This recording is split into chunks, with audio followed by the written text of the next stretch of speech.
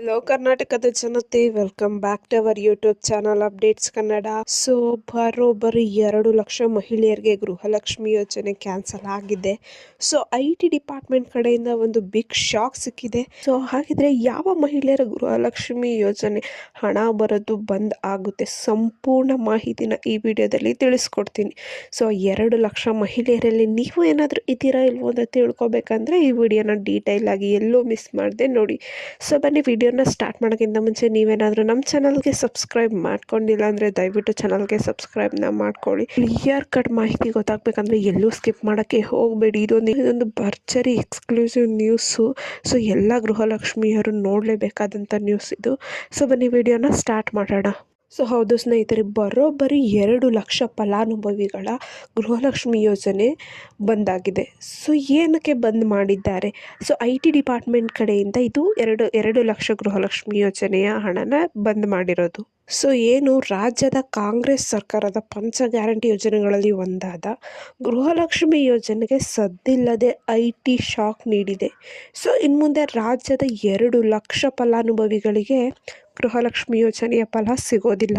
ಏನು ಇದುವರೆಗೂ ಅವ್ರಿಗೆ ಹಣ ಸಿಕ್ಕಿತ್ತೋ ಅಷ್ಟೇ, ಇನ್ನು ಮುಂದೆ ಅವ್ರಿಗೆ ಇನ್ನೂ ಯಾವ ಕಂತಿನ ಹಣನೂ ಕೂಡ ಬರಲ್ಲ. ಆದಾಯ ತೆರಿಗೆ ಮತ್ತು GST ಪಾವತಿದಾರರ ಮಹಿಳೆಯರನ್ನು ಗೃಹಲಕ್ಷ್ಮಿ ಯೋಜನೆಯ ಫಲಾನುಭವಿಗಳ ಪಟ್ಟಿಯಿಂದನೇ ಹೊರಗೆ ಇಟ್ಟಿದ್ದಾರೆ. ಸೊ ಆದಾಯ ತೆರಿಗೆ ಇಲಾಖೆಯು GST ಪಾವತಿದಾರರ ಪಟ್ಟಿ ಸಿದ್ಧವಾಗಿದ್ದು ಅವರಿಗೆ ಗೃಹಲಕ್ಷ್ಮಿ ಯೋಜನೆ ಹಣ ಬರಲ್ಲ ಅಂದ್ಬಿಟ್ಟು ಒಂದು ಖುದ್ದಾಗಿ ಒಂದು ಸ್ಟೇಟ್ಮೆಂಟನ್ನು ರಿಲೀಸ್ ಮಾಡಿದ್ದಾರೆ. ಸೊ ಅವರು ಖಡಾಖಂಡಿತವಾಗಿ ಹೇಳಿದ್ದಾರೆ, ಇನ್ನು ಮುಂದೆ ಈ 2 ಲಕ್ಷ ಫಲಾನುಭವಿಗಳಿಗೆ ಹಣ ಬರೋದಿಲ್ಲ. ಕಳೆದ 2-3 ತಿಂಗಳಿಂದ ಗೃಹಲಕ್ಷ್ಮಿ ಯೋಜನೆಯ ಹಣ ಬಂದಿಲ್ಲ. ಇವತ್ತು ಇಲ್ಲವೇ ನಾಳೆ 2 ತಿಂಗಳಿಂದ ಹಣ ಬರುತ್ತದೆ ಅಂದ್ಬಿಟ್ಟು ನಿರೀಕ್ಷೆಯನ್ನು ಇಟ್ಕೊಂಡಿರುವುದು. ಯಾಕೆಂದರೆ ನಿಮ್ಮ ಸ್ಥಳೀಯ ಮಹಿಳಾ ಮತ್ತು ಮಕ್ಕಳ ಅಭಿವೃದ್ಧಿ ಇಲಾಖೆಯಲ್ಲಿ ವಿಚಾರಿಸಿದರೆ ಸೊ ನಿಮ್ಮ ಪ್ರಶ್ನೆಗೆ ಉತ್ತರ ಸಿಗುತ್ತೆ. ಅದ್ರ ಬದಲು ನೀವು ಬ್ಯಾಂಕಿಗೆ ಹೋಗಿ ಬ್ಯಾಂಕ್ ಪಾಸ್ಬುಕ್ನ ಎಂಟ್ರಿ ಮಾಡಿಸೋದು ಬೇಡ. ಹಣ ಬಂದಿಲ್ಲ ಅಂತ ಏನೇ ಪ್ರಶ್ನೆ ಇತ್ತು ಅಂದರೆ ಹೋಗ್ಬಿಟ್ಟು ನೀವು ಇಲಾಖೆಯಲ್ಲಿ ಕೇಳಿ. ಸೊ NPCI ಇನ್ಆ್ಯಕ್ಟಿವ್ ಆದ ಫಲಾನುಭವಿಗಳಿಗೆ ಇನ್ನು ಮುಂದೆ ಹಣ ಬರೋದಿಲ್ಲ. ಆಧಾರ್ ಅಪ್ಡೇಟು, ಬ್ಯಾಂಕಿಗೆ KYC ಈ ಥರ ಸಣ್ಣ ಪುಟ್ಟ ತೊಂದರೆಗಳಿದ್ರೂ ಕೂಡ ಮಾಡಿಸ್ಕೊಳ್ಳಿ.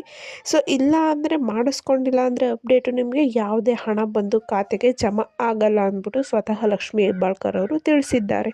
ಸೊ ಇನ್ನು ಮೇಯ್ನ್ ವಿಚಾರಕ್ಕೆ ಬರೋದಾದರೆ ಇವತ್ತಿನ ವಿಡಿಯೋದು. ಸೊ ಬರೋಬ್ಬರಿ 2 ಲಕ್ಷ ಮಹಿಳಾ ಫಲಾನುಭವಿಗಳಿಗೆ ಗೃಹಲಕ್ಷ್ಮಿ ಯೋಜನೆ ಬಂದಾಗಿದೆ.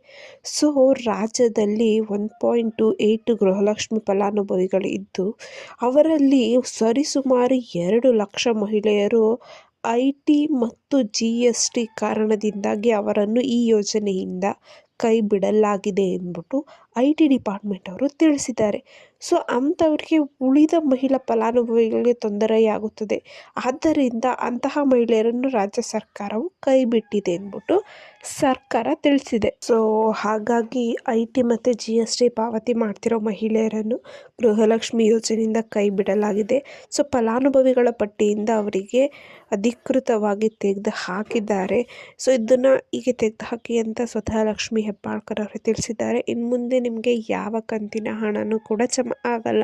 ಸೊ ಬರೋಬ್ಬರಿ 2 ಲಕ್ಷ ಮಹಿಳೆಯರಿಗೆ ಇನ್ನು ಮುಂದೆ ಗೃಹಲಕ್ಷ್ಮಿ ಯೋಜನೆ ಹಣ ಸಿಗೋದಿಲ್ಲ ಅಂತ ಖಡಾಖಂಡಿತವಾಗಿ ಲಕ್ಷ್ಮೀ ಹೆಬ್ಬಾಳ್ಕರ್ ಅವರಾಗಿರಲಿ ಸಿದ್ದರಾಮಯ್ಯ ಅವರಾಗಿರಲಿ ತಿಳಿಸಿದ್ದಾರೆ. ಸೊ ಒಂದು ವೇಳೆ ನಿಮ್ಮ ಬ್ಯಾಂಕ್ ಅಕೌಂಟ್ ಅಥವಾ ನಿಮ್ಮ ಗೃಹಲಕ್ಷ್ಮಿ ಯೋಜನೆ ಬಂದ್ ಆಗಿದೆಯೋ ಇಲ್ವೋ ಅಂತ ತಿಳ್ಕೊಬೇಕಂದ್ರೆ ನೀವು ಹತ್ತಿರದ ಮಹಿಳಾ ಮತ್ತು ಮಕ್ಕಳ ಕೇಂದ್ರ ಇಲಾಖೆಗೆ ಹೋಗಿ ಅಲ್ಲಿ ನಿಮ್ಮ ಅಕೌಂಟ್ ಆ್ಯಕ್ಟಿವ್ ಇದೆಯೋ ಇಲ್ವೋ ಅಂತ ಚೆಕ್ ಮಾಡಿಸಿ ಸಾಕು.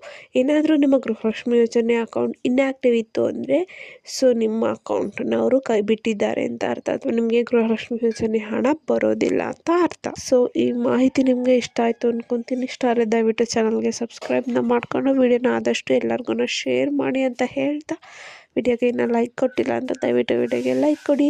ಏನೇ ಪ್ರಾಬ್ಲಮ್ ಇತ್ತು ಅಂದರೆ ಕಮೆಂಟ್ನ ಹಾಕಿ. ಧನ್ಯವಾದಗಳು.